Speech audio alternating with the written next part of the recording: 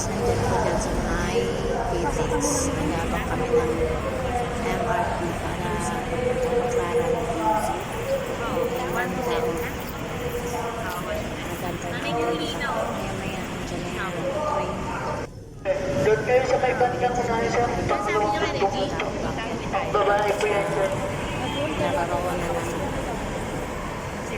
Kaya medyo matagal ang train. Nakakainit talaga. Pero okay lang kasi gawa ng hindi ka naman mag-traffic. Mas matagal yung nagko-commute ka. Ayan po. Parating na. Train. Kubusan. Ayan. Kubusan talaga. Sa may nalimutik pa ako sa kanya guys. Kasi Babae po yan. ako yung pinakahuli diyang umakyat. Nalimutik pa ako sa raduhan kasi nag-signal mo siya. Ang saya po. Continuous na po. Mas masarap natin.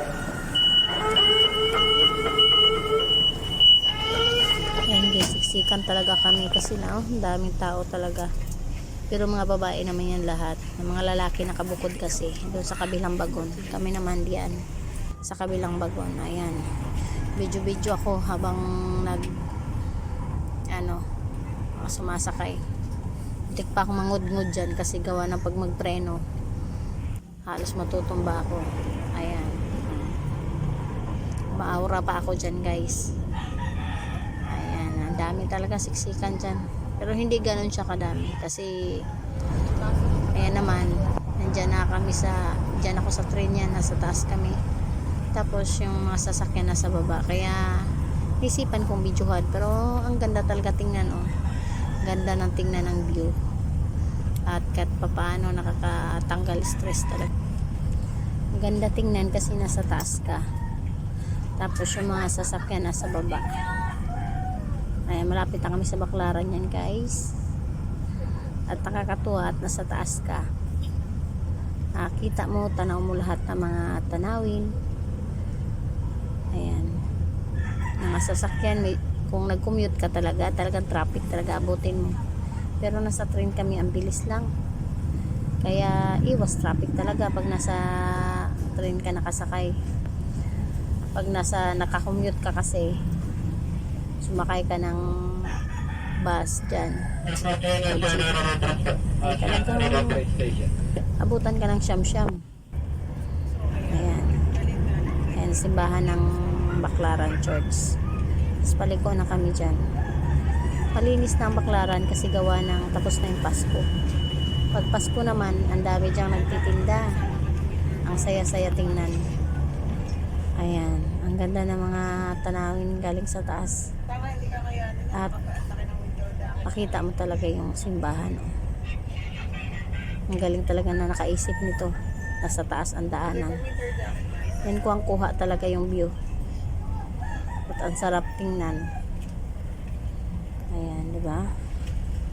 Gaganda ng mga puno. At nakakaaliw tingnan talaga. Kaya naman guys, nakababa na ako dyan. Kaya nakabidyo-bidyo na ako. Wala nakataw-tao kasi nakasakay na po talaga ang mga tao dyan sa train. Kaya ako pababa na ako guys. Bumababa na ako. Diba? Maura-ura pa ang babae ka. Char. Ayan. Diba? Napapatungo na ako sa aking bilihan ng mga suki. Ayan, nagtali muna ako guys. Tingnan ko, bagay pala nakatali ako. Kasi mas malinis siya tingnan pag nakatali ang buhok. Medyo basa pa kasi yung buhok ko kanina, kaya hindi ko muna tinali. Ayan, pinatry ko.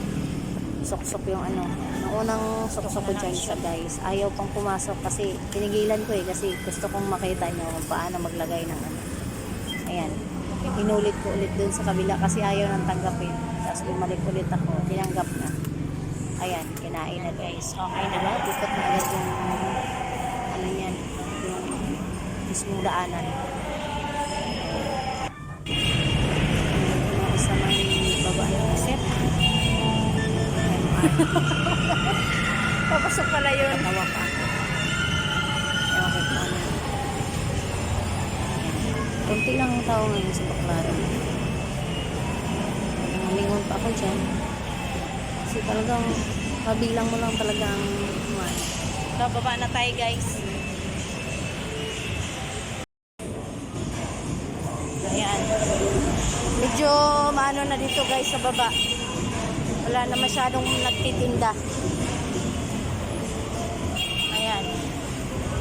January na kasi.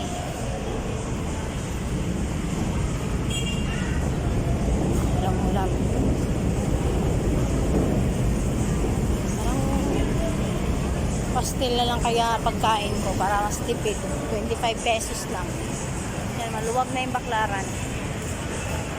Luwag na. Diba?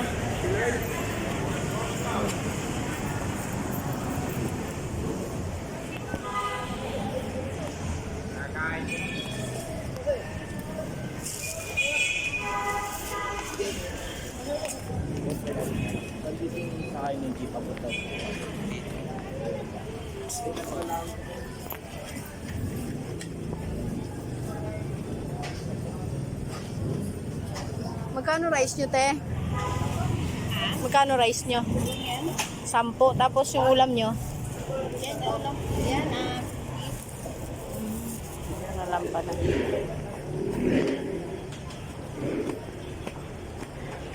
Medyo mura lang dyan sa mga iskinita yung pagkain. 10 lang yung kanin nila, tapos yung ulam silang. Pero dito, minsan 75 ng ulam. Tapos dito sa amin banda, sa Cavite, 50 na yung kanin. Mas mura pa yun sa Baclaran ng kanin kasi 10 lang. Ayan, dyan pumasok na ako sa may Eskinita. Damita naman yan guys. Papunta na ako pabili ng face mask. Ayan. Ang gaganda yung mga damit dyan. Wholesale yan guys. Hindi ka pwede siguro makabili ka rin ng retail kasi kaso nga lang medyo mahal na siya. Hindi siya ganun sa wholesaler. Diba? Pag mag-wholesale ka kasi medyo mababa siya. Yan, dyan ako sa may face mask at namili na ako guys. May white at saka black. Dami ng white. Ito naman, itim. Magkano wholesale nito, te? Ito, 30 ang usi. Ha? 30 ang usi yan. Asan yung E95 mo? Ito. Magkano naman wholesale nito? Sa loob. Magkano wholesale? 15.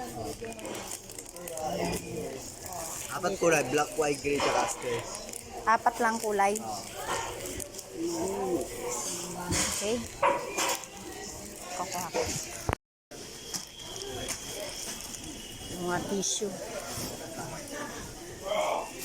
Presyo pala. Alin sa'yo dyan na?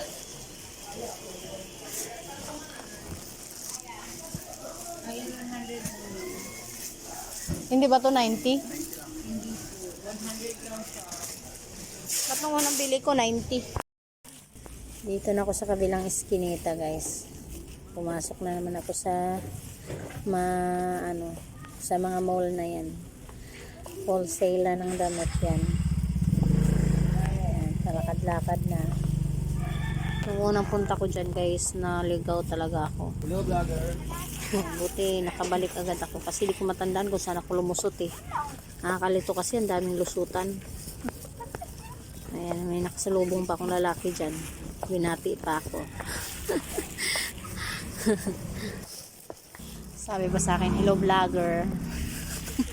Hindi ko tuloy nabati, nahiya tuloy ako bigla.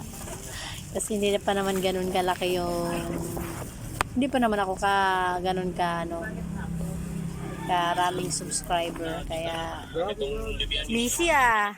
Ay, kumusta ka na Dan? Okay lang, te. Pag ganun lang yung ay guys, nag-display na ako sa aking tindahan. Sabi ko kay Ashi, videohan niya ako. Ayan, nag-hi ako sa kanya. Ayan, ganyan itsura ng aking iniisa-isa ko yan guys para mahayos ko ng walang itsura niya. Iniisa-isa ko siya ng i-display. Talagang takaw talaga siya ng oras na gagawin. Pero okay lang, tiyaga lang talaga sa pagtitinda. Kailangan mo talagang gawin siya ng ganyan para maganda yung texture ng kanyang pagka-display. Saka may tao na din doon. Umiiyak lang. Matagal siyang gawin. Siguro isang oras ako o kalahating oras ako nagdi-display bago matapos. Ito, ang bilis. Kasi marami talaga akong dinidisplay kasi yung isa-isa ko talaga siya. Diba? Kaluhod-luhod pa ako niyan para matapos agad. Nang mamadali pa ako yung isa-isa kasi. Okay na! 100 watt na to! Ano ba yan eh? Gusto ko na maglaro ma. Mamaya papasok na din ako. Sige, patayin mo na yan. Ayan na guys, tapos na ako mag-display. Ayan yung mga paninda ko guys. Ayan, lahat yan nilalabas. Ayan guys, diba? Ang dami na siyang tingnan kasi ayos ko na siya ma-display. Pag hindi pa kasi siya ma-display, ayan. Ayan. Dumami na siya bigla kasi nga okay na. Tapos na. Imagine mo, ang dami kong i-display. Oh.